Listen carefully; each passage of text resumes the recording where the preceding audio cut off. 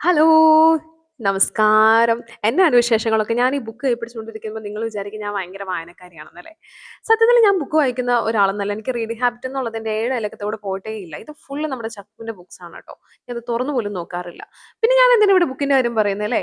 Book വായിക്കാത്ത ഞാന് book എഴുതിയ കഥയാണ് ട്ടോ നിങ്ങളോട് പറയാൻ പോകുന്നേ.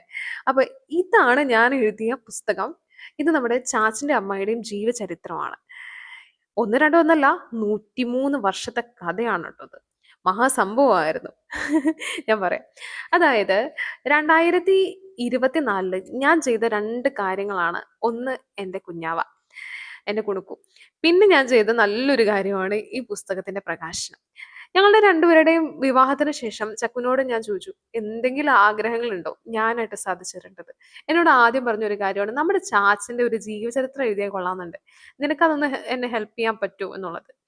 എവിടെ ഈ ആമയും മുയലിന്റെയും കഥയൊക്കെ വായിച്ചു വളർന്ന് ഞാൻ എങ്ങനെയാണ് ഒരു പുസ്തകം എഴുതുന്നത്? പക്ഷെ ഞാൻ അന്ന് വിചാരിച്ചൊരു കാര്യം, എന്നെക്കൊണ്ട് പറ്റുമായിരിക്കും.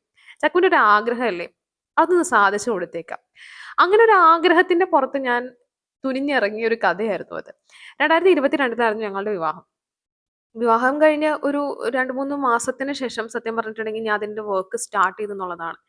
ചാച്ചനും അമ്മായിക്കും ചാച്ചനിപ്പോ 103 വയസ്സുണ്ട്.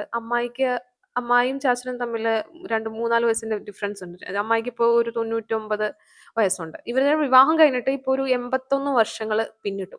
അപ്പൊ അത്രയും ഏജ്ഡ് ആയിട്ടുള്ള ആളുകളെ കുറിച്ചിട്ട് ഒരു കാര്യം ചെയ്യുമ്പോൾ അവരോട് തന്നെ ചോദിച്ചറിയുക എന്നുള്ളതാണ്. പക്ഷെ 2 പേർക്കും നല്ല ഓർമ്മയാണ്. പഴയ കാര്യങ്ങളെല്ലാം നമുക്ക് ചോദിച്ചറിയാൻ കാരണം ഭയങ്കര എളുപ്പമായിരുന്നു. അപ്പൊ ഫസ്റ്റ് ഞാൻ അവരോട് തന്നെയാണ് ഈ ഒരു കാര്യങ്ങൾ ചോദിച്ച് മനസ്സിലാക്കിയത്. പിന്നെ ചാച്ചന്റെ കൂട്ടുകാർ 2, 3 പേര് ജീവിച്ചിരിക്കുള്ളൂ. അവരോട് ചോദിച്ചു. മക്കളോട് 10 മക്കളാണുള്ളത്. ഈ 10 മക്കളോടും ഞാൻ ചോദിച്ച് കാര്യങ്ങൾ അന്വേഷിച്ചു. ആ ഒരു കാലഘട്ടത്തിൽ ഉണ്ടായിരുന്ന ആളുകള്, അവരുടെ ബന്ധുക്കള്, നാട്ടുകാര്, ഒത്തിരി ആളുകള് നമുക്ക് ഈ ചാച്ചന്റെയും അമ്മായിയുടെയും കഥ പറഞ്ഞു തന്നു എന്നുള്ളതാണ് വേറൊരു കാര്യം. എഴുത്ത് തുടങ്ങി. എഴുത്ത് തുടങ്ങിയുള്ളത് എന്നെ ഏറ്റവും കൂടുതൽ മടുപ്പിക്കുന്ന ഒരു കാര്യം ഇങ്ങനെ ഇരുന്ന് എഴുതുക എന്നുള്ള സംഭവമാണ്. എഴുത്തുകാരികൾക്ക് പേനയും പേപ്പറും ആണ് മെയിൻലി ഉള്ളത് ടൂൾസ് എന്നുള്ളത് എനിക്കറിയാം. പക്ഷെ നമ്മൾ ഈ ന്യൂജനിൽ ജീവിച്ച ആളുകൾക്ക് ഇങ്ങനെ കുത്തിയിരുന്ന്, പ്രത്യേകിച്ച് എന്റെ കാര്യം, എന്റെ പേഴ്സണൽ ഒപ്പീനിയൻ ആണ്, ഇങ്ങനെ ഇരുന്ന് എഴുതുക എന്നുള്ളത് ഭയങ്കര മടിയുള്ള ഒരു കാര്യമാണ്. അപ്പൊ ഞാൻ വിചാരിച്ചു ഒത്തിരി ഡിജിറ്റൽ ആയിട്ടുള്ള മാർഗ്ഗങ്ങളുണ്ടല്ലോ എന്ന്. നമുക്ക് ഫോണിൽ ടൈപ്പ് ചെയ്യാം, അതുപോലെ തന്നെ ലാപ്ടോപ്പ് യൂസ് ചെയ്ത് അതിനകത്ത് മലയാളം ടൈപ്പ് ചെയ്യാം. ഞാൻ എത്ര എഴുതിയാലും എനിക്കൊരു സാറ്റിസ്ഫാക്ഷൻ തോന്നുന്നേ ഉണ്ടായിരുന്നില്ല. ഞാനിങ്ങനെ എഴുതും, ഞാൻ തന്നെ വായിക്കും. പിന്നെ ഒരു രീതിയിലും പറ്റില്ല എന്ന് കാണുമ്പോൾ ഞാൻ ഇതുപോലെ തന്നെ ചുരുട്ടി എറിയുന്ന ഒരു അവസ്ഥയിലോട്ട് കാര്യങ്ങളെത്തി. അപ്പൊ ഞാൻ വിചാരിച്ചു എന്നെ കൊണ്ട് പറ്റുന്ന ഒരു കാര്യമല്ല.